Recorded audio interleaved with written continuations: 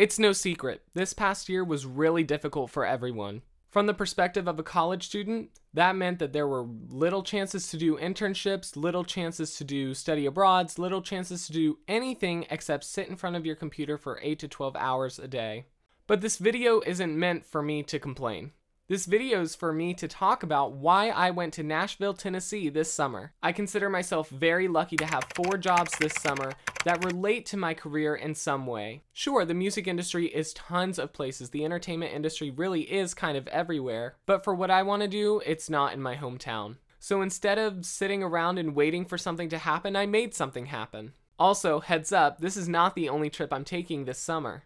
I am also going to Los Angeles, California this summer to meet with professionals not from the music industry, but from the animation industry. One career path I have started to explore is animation production. And although I can't draw super well, I know a lot about leading teams and working with artists, which is what animation producers do. I have met folks from Nickelodeon, DreamWorks, Disney, and Illumination. This is another opportunity for me to explore a city that I will most likely need to work in at some point in my career. My close friend Joe Jackson is also joining me on this trip so that he can explore grad school at USC, and we are going to be starting a campaign very soon to help get us there.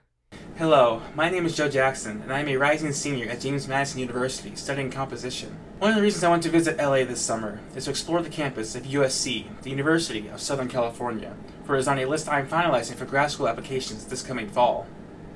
By meeting with prospective professors and current students, I will be able to get a better insight onto the life of LA, as well as the programs that I hope to apply for. For me, one of my biggest aspirations is to become a screen scoring composer, whether that be for film, media, video games, you name it. And by going to a city where industries such as those are continuously booming and growing and teeming with innovative creators and artists, I hope to make connections with those artists. Your support means a lot to me because of all the positive, encouraging feedback I have gotten for those who do know who I am and have listened to my music in the past. It's honestly one of the biggest things that helps me get out of bed every morning, to know that there are people out there that support what I'm doing, that love what I'm doing, and want to see me succeed. And by supporting this fundraiser, you're helping me give back to you, hopefully on the big screen. The other thing I want to mention is that there's a playlist included in the description of this video with some of the artists that I met in Nashville or some of the representatives artists.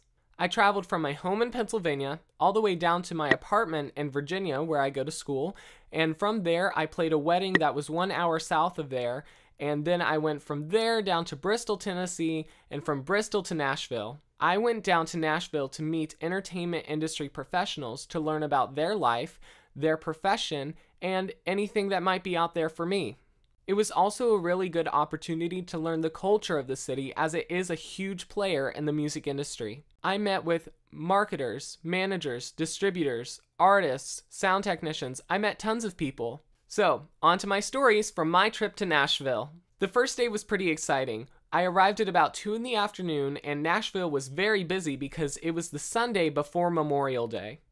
We went down to Broadway, which is where there are a lot of musicians and bars and just people in general. I'm not a huge bar person. I don't really drink very often, and when I do, it's very little. But Nashville is a very bar-heavy city. In fact, you can even see people on all kinds of vehicles that are designed to be like mobile bars. This includes tractors that pull some type of trailer that's also a bar. There was one bar that was a pool that was on wheels that would drive you around the city as you drank. There were bars that you would pedal to power the vehicle that would drive you around the city.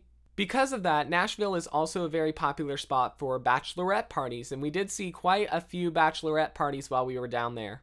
I think the most bachelorette parties we saw was in a place called Casa Rosa, which is Miranda Lambert's new bar. I need to double check my facts, but I believe that this is the first female-owned bar on Broadway. It was a beautiful bar, and we got to see some pretty impressive artists while we were there. I took a couple of pictures this day, but honestly, I was so busy absorbing the city that I kind of forgot to take pictures. Although for some reason, I have like 20 pictures in my camera roll of this Sirius XM tower that I didn't know was a Sirius XM tower at the time. I just thought it looked cool. The fun part about visiting the South is Southern hospitality is really a thing, and you can smile at strangers or dance with strangers or do whatever you want. There were plenty of little old ladies that wanted to dance with me and my cousin's friends. Interacting like that with strangers gives me so much energy because I'm such an extrovert, and it just made me smile so much. So the second day was where my business trip kind of became a hybrid vacation as well. It was Memorial Day, so therefore not many places were open, so we decided to have a pool day. We did take that day to enjoy some Nashville hot chicken though. Day 3 was a super unique day because I got to set up a meeting with my boss from Got Strings, Christy Monty, the CEO. And this was my first time meeting her in person. Christy has lived in Nashville for as long as I've been going to college, so to meet her in person was an absolute pleasure. I also took this day to visit Belmont, which has a renowned music business program that I was just curious about, and I knew a few connections there. Belmont has a beautiful campus, and it might be a good candidate if I ever decide to go to grad school. That night, we got to see JMU alum Aiden Everett, who was a vocalist from when I was a freshman. I believe he was a senior at the time. I remember playing viola for him as he soloed on our stage. It's kind of funny now that I'm getting to make those connections with alumni as I'm getting ready to become one. I'm not sure how I feel about that yet. And one fun fact that I learned on this trip was if you ever see a photo booth and don't want to pay for it, you can go inside with your selfie camera on your phone and it actually makes a better quality photo than the ones you get printed. That being said, Taylor and I still bought the prints. This next part, I'm not sure if this is like something I should be talking about, but I'm going to talk about it anyway. We did have this complete stranger meet us at one bar who wanted to hang out at the next one that we went to go see. We didn't put him in our car. We didn't do anything other than say, sure, you can follow us down the street. Is letting a complete stranger follow you around the town a safe thing to do? Probably not, but we were fine. It really kind of gave me hope because I was like, we met this complete stranger and he turned out to be totally nice and we had a good time with him. Maybe the world isn't so bad. So some days were more busy than others, and some days I would just have one appointment and I would either teach during the day, or because I was so exhausted, I would sleep. Because I was doing so much and staying out so late because the nightlife is really the busy time of Nashville, I was getting pretty exhausted. The next day, I met David Schultz, who is the tour manager for country star Jimmy Allen. We had met a year back through the internet during coronavirus because he was doing a Q&A on Instagram, so we finally got to meet in person. Stellar guy, had a lot to say about the music industry, and I'm glad to have him in my life as a contact for tour management should I ever decide to go into that or need to know anything about it. Side note, coffee and parking are very expensive in Nashville. I think I spent $7 for a bagel that morning because I didn't want to enter someone's business and then not buy anything, so I bought the cheapest thing that I could find. No disrespect to that place. I mean, that bagel was delicious. I'm not sure if I would pay $7 for anyone's bagels, though. The next day, I wasn't able to make any meetings happen, so I decided this is a great opportunity to understand the city a little bit more. I discovered the Symphony Center, which was gorgeous, by the way. We later went to go see a recital there. I also went across the bridge and saw the river. There are several museums in Nashville, many of which I did not get the opportunity to go to, but I did think it was interesting that the Country Music Museum and the Symphony Center were kind of juxtaposed. A lot of times musicians or even non-musicians think of country music and symphony music as totally separate, where in reality we can see a lot of similarities between any two types of music. I also think it's cool that in a city like Nashville that's known for partying, country music, all different kinds of events that don't seem to relate to the classical world, that there was a humongous symphony center and that there is a big demand for classical music in that space. I also took this opportunity to eat a lot of food. When I went to buy my tacos that night, a lot of Nashville locations will actually have you give them your phone number to tell you when your order's ready rather than a buzzer or something like that. So the girl at the counter asked me for my number and I, of course, was like, oh, all right, now do you want my Instagram too? Her coworker just died laughing and she laughed and I laughed. I mean, I thought I was being hit on, but I guess not. I learned my lesson. So day 6 was another day that I decided that I would consolidate my teaching as much as I could into one day and also have one meeting.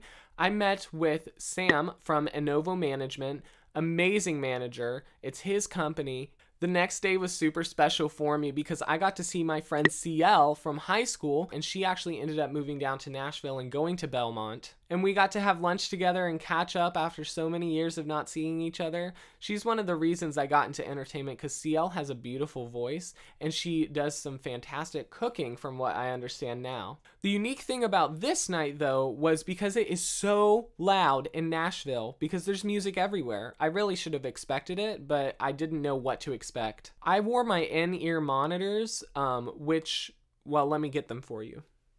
So in case you've never seen a pair of in-ear monitors, they really just look like headphones, but they're actually specially designed to help you with being on stage and hearing your surroundings instead of having like a wedge monitor, which can create feedback and it can do all kinds of nasty things. These are really the way to go.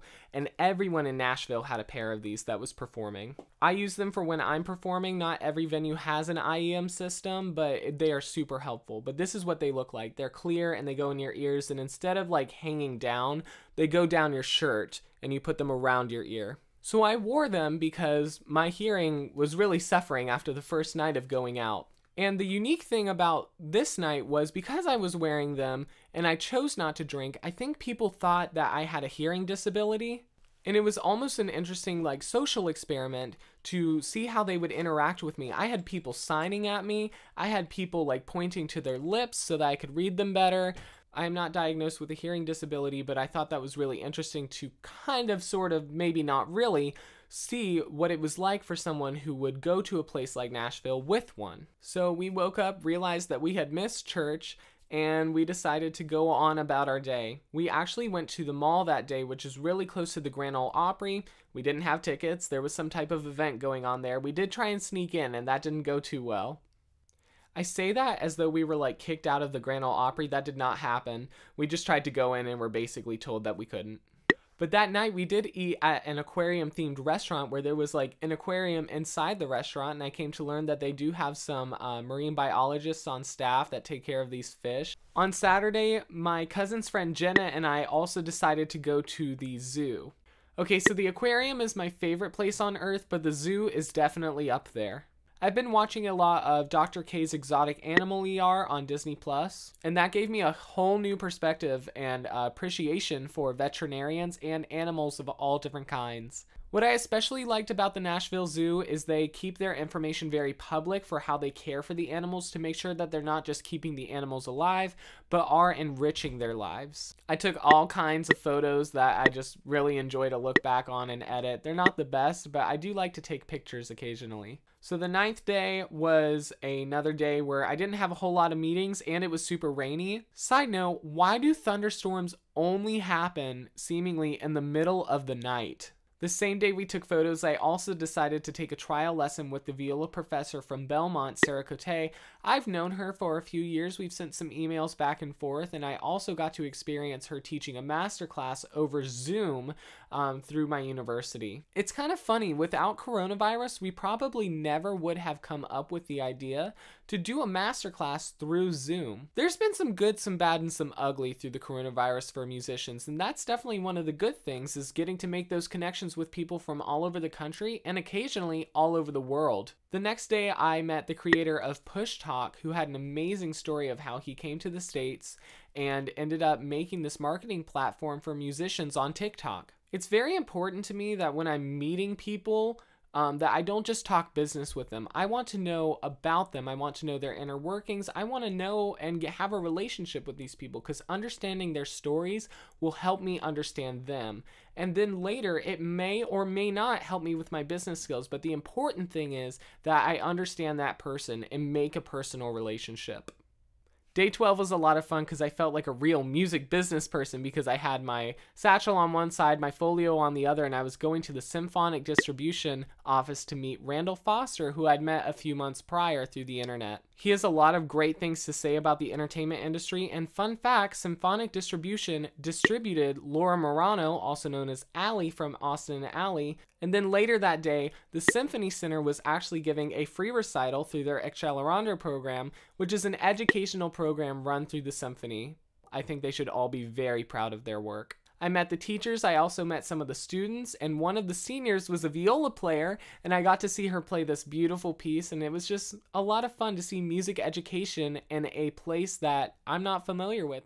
Day 13 was another more chill day. I did a little more teaching, a little bit of the cleaning up of the apartment, and I actually got to see my friend from high school, Hannah Koss, who I had not seen in a while.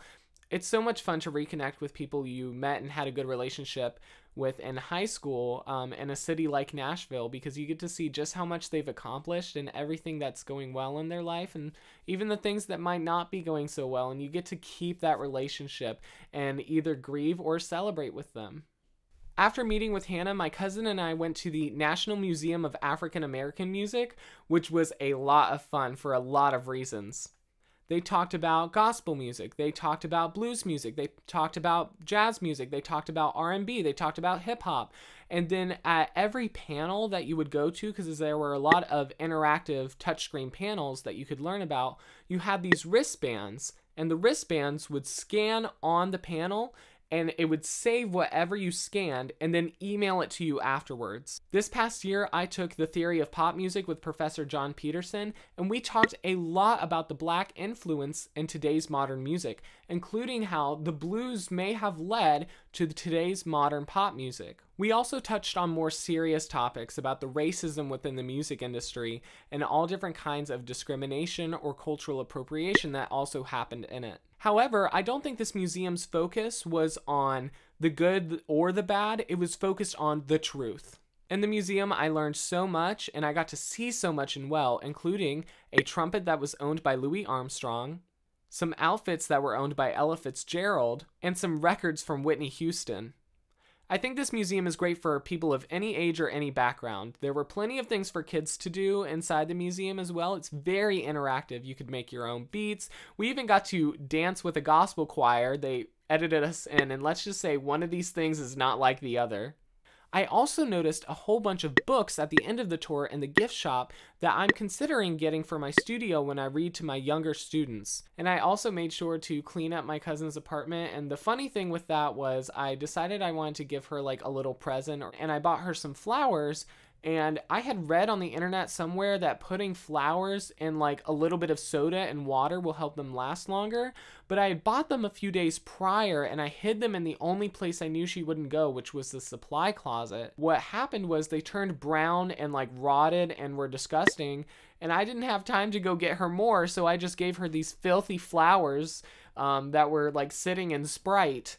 This is a pure example of it's the thought that counts. So my last day in Nashville was kind of sad because, of course, I had to say goodbye, but I did get to meet one more person. His name was E.T., and he works for Sesac. All in all, I would call my trip to Nashville a success. It was very busy. I had times that I was very stressed, and I'm just so grateful for that opportunity after a year of standing still. I'm grateful to my cousin Taylor for hosting me. I'm grateful for her friends for being so nice to me throughout the week. I'm grateful for my parents for supporting me. The next trip I'm taking is out to Los Angeles to meet with those professionals from DreamWorks, Illumination, Disney, Nickelodeon, to understand if I want to work in children's media, which is starting to look like a very powerful choice for me. What I learned through Nashville, and it was something I already knew, but it kind of confirmed it for me, is that Nashville and the music industry is a very adult world. There's nothing wrong with that. I'm the kind of person that likes to put a lot of deep meaning into the work that I do. I'm also a teacher, so it makes me think, what am I teaching people through the content that I make? With kids media, I can talk about how do we share? What happens when a parent passes away? What happens if my parents separate? And I'm really starting to see the meaning in family media, especially after creating 2 podcasts that had radio dramas in them for local nonprofits. Thanks so much for watching. Thanks so much for supporting me. And if you're interested in supporting our trip to LA, check the link in the description for more information as to how you can donate to our trip. Bye! So I guess if I wanted to talk about 1 or 2 more things about Nashville, I would probably talk about my public experiences when I was there. For example, when I was at a hot dog stand with my cousin and her friend, we saw this man come right up to us, look at the cigarette butts on the ground, bend down, pick them up, and eat them. And we thought, well, oh, maybe he's hungry or something. So we asked, like, are you hungry? Did those taste good? And he only responded with the words beep boop. We don't know what that means, but that kind of became our running joke for the rest of the week. It's just beep boop every time we were asked a question. Or when we were in the Symphony Center, there was this like 10-year-old kid right in front of us, and right after a performance, he lifted his leg off of the chair and farted our direction. And we're not super prestigious people, so we just laughed at it and let it happen. I've never had someone fart at me during a symphony concert or a recital or anything in that setting, so that was pretty funny. So let me know what you think. You know, have you ever had anyone fart at you during a symphony concert, or someone come up to you and eat garbage off the ground? You know, comment on this video or follow me on Instagram at Dave Simons Official. I love to talk to people on the internet and not talk at them. And I really hope you enjoyed this video, and I'll see you next time.